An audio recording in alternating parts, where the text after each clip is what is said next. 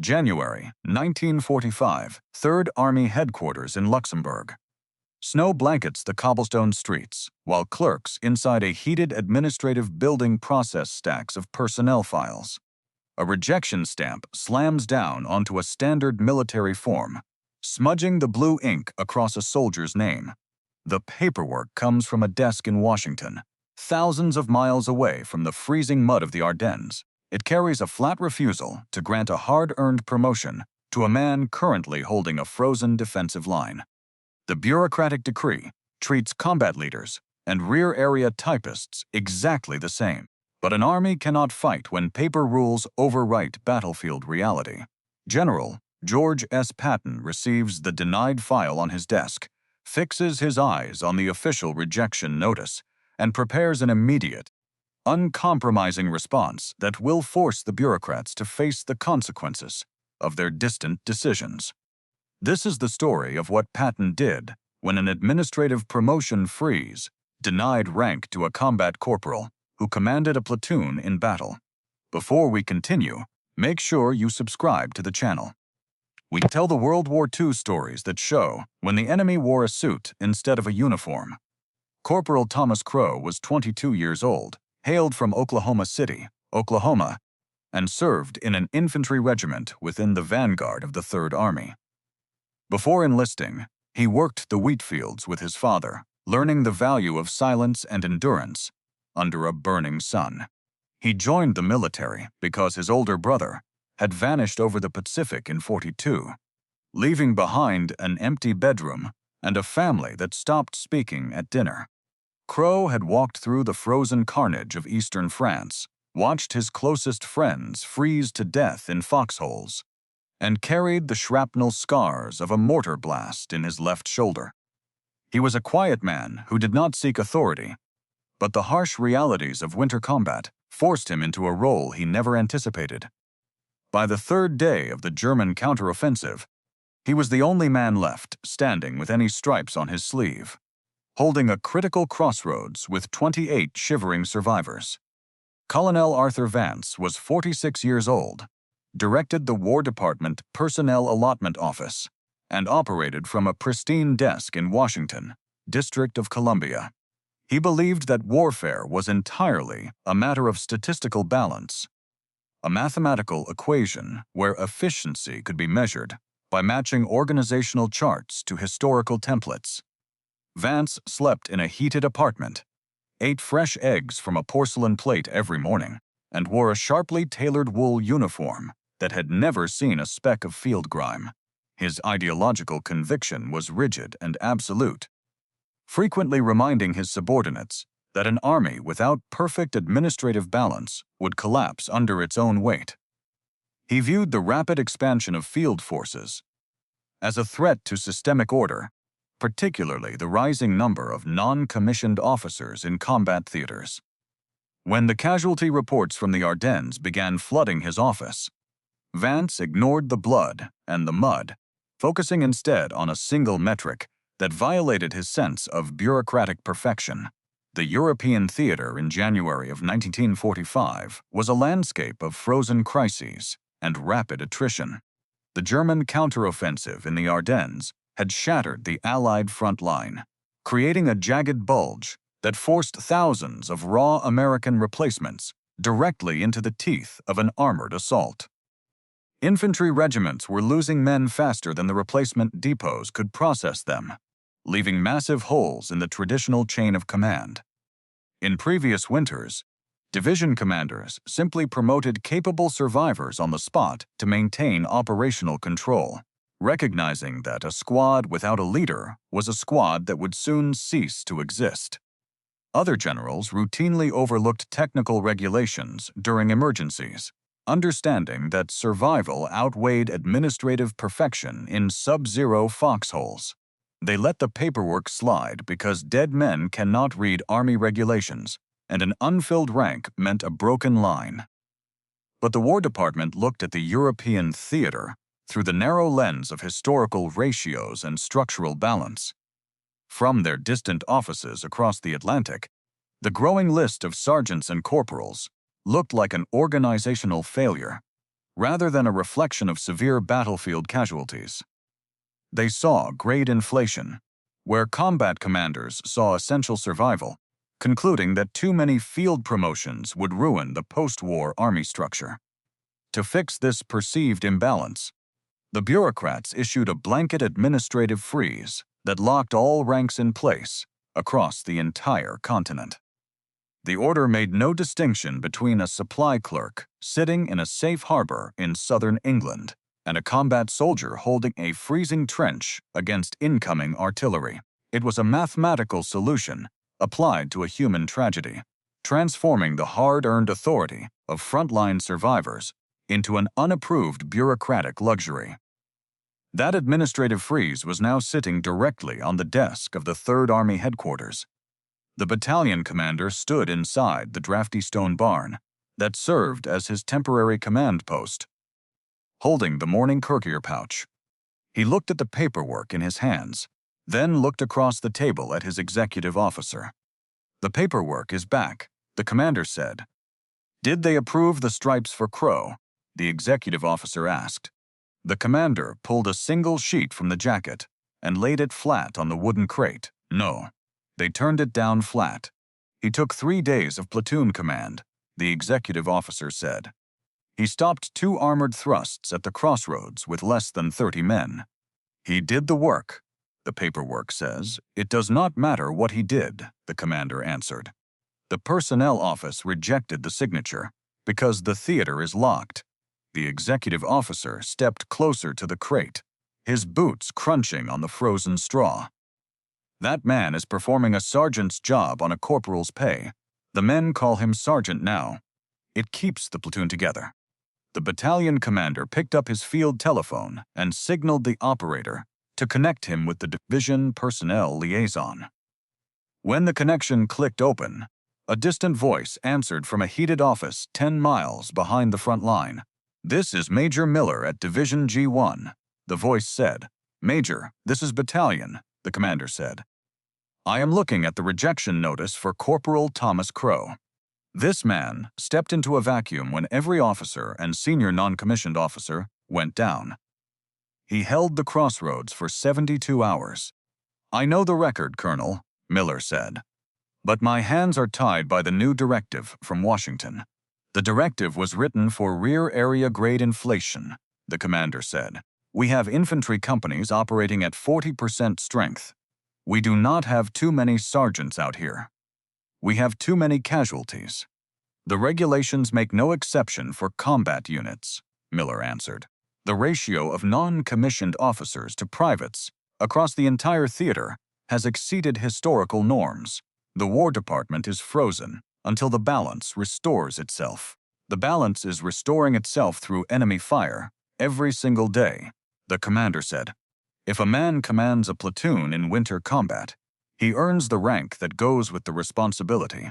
The Army runs on systemic order, Colonel, not on frontline sentiment," Miller said. "A corporal stays a corporal until Washington decides otherwise.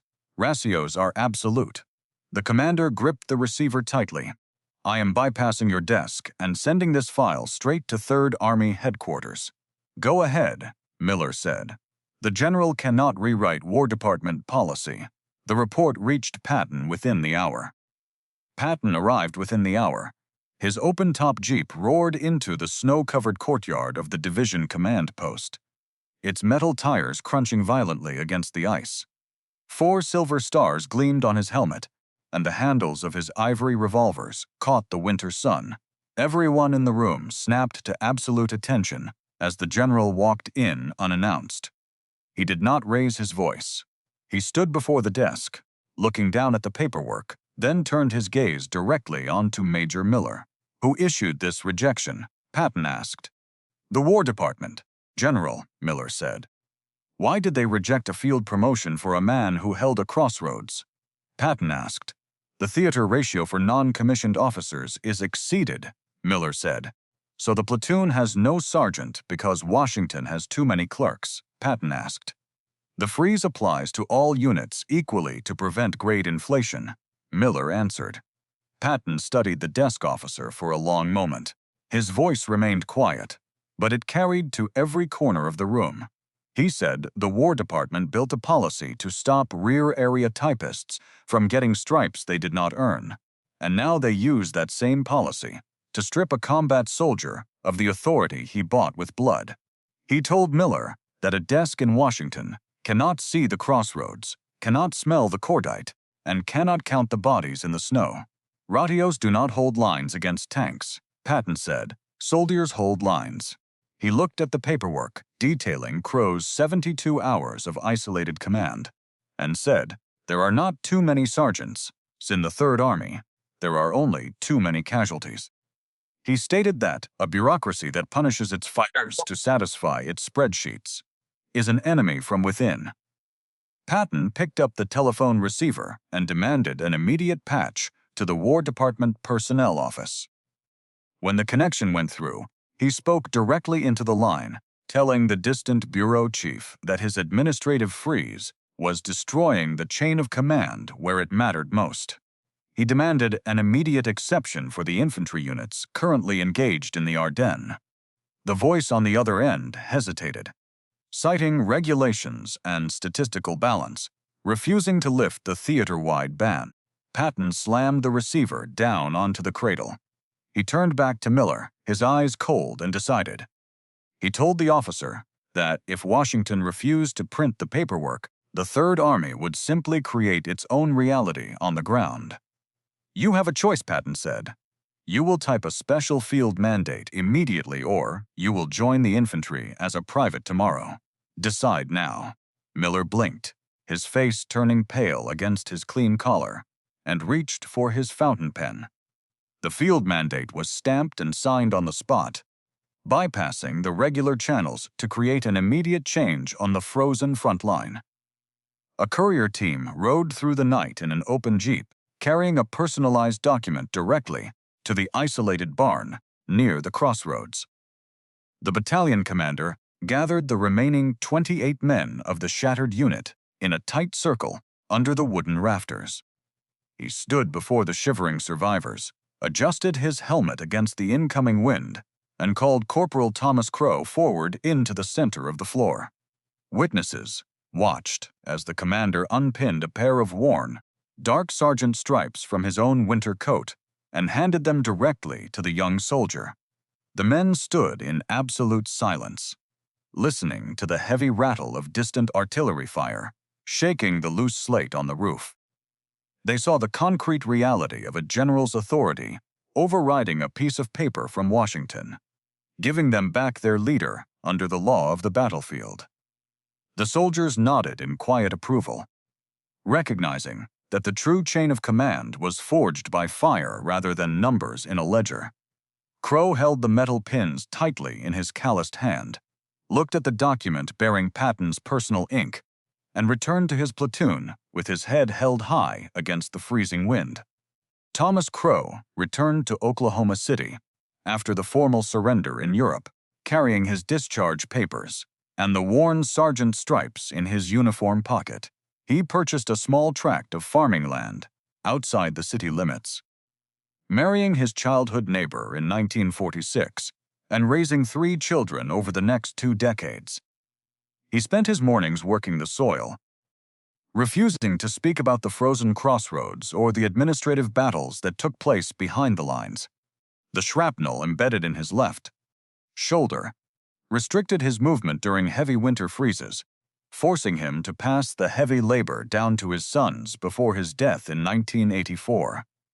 Arthur Vance remained at his desk within the War Department for the remainder of the war, continuing to monitor organizational charts and maintain regional personnel spreadsheets until his retirement. He faced a formal congressional inquiry in 1948 regarding systemic inefficiencies during the Ardennes crisis, though no official charges were ever brought against his administrative record. He spent his final years living quietly in a Maryland suburb, writing unpublished papers on military logistics and expressing a bitter resentment toward field commanders who ignored institutional policies. He died in 1972, surrounded by his historical books and his pristine collection of unaltered military templates. General George S. Patton never recorded the incident in his public journals, leaving the original paperwork buried deep within a stack of personal files at his headquarters. He mentioned the confrontation briefly in a private letter to his wife, noting that a real army could never be commanded by men who only understood numbers. He wrote that a leader who prioritizes the safety of a ledger over the survival of a soldier has already surrendered his right to command.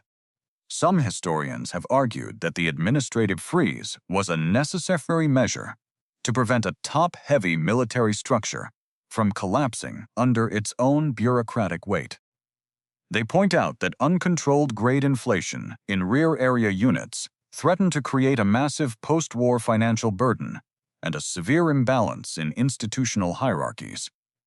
Others have argued the opposite, stating that the rigid enforcement of mathematical ratios during a frontline crisis was a betrayal of the men who were actively fighting the war.